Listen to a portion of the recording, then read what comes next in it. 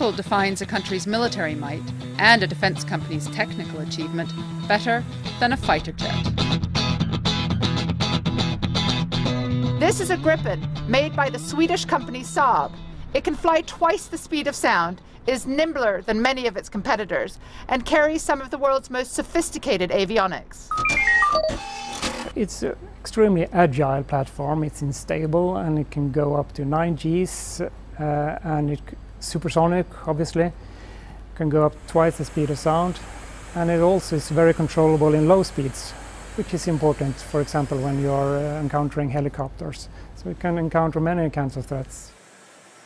But even with these impressive stomach-churning abilities, Gripen has for years been seen as the little cousin to mightier fighters such as America's F-18 Super Hornet, France's Rafale, or Eurofighter's Typhoon.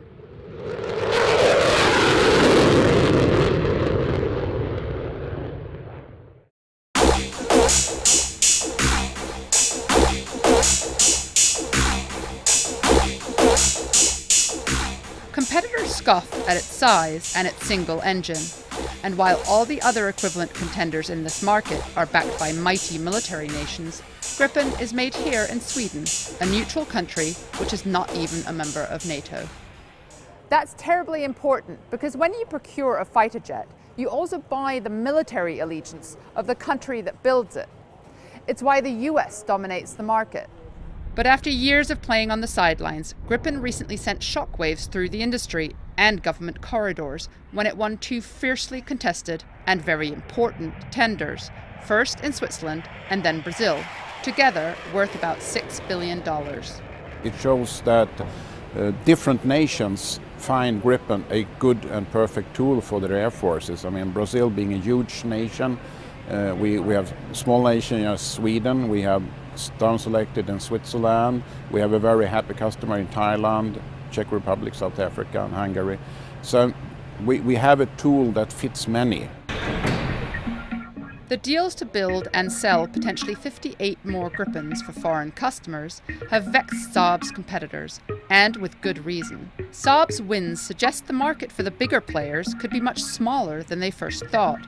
Serious air forces are now opting for less expensive fighter jets, figuring that with the right missiles attached, these Gripens are all they need to defend their territory.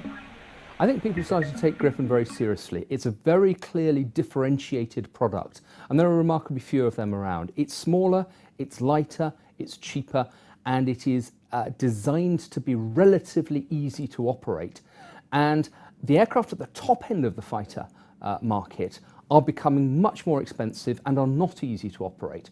So having an alternative, a genuine alternative down at the bottom end, remember this is still a very sophisticated market, that makes it a disruptive force. Gripen's next big test comes in May. Defence Minister Maurer of Switzerland, along with the country's parliament and air force, may have picked the Gripen.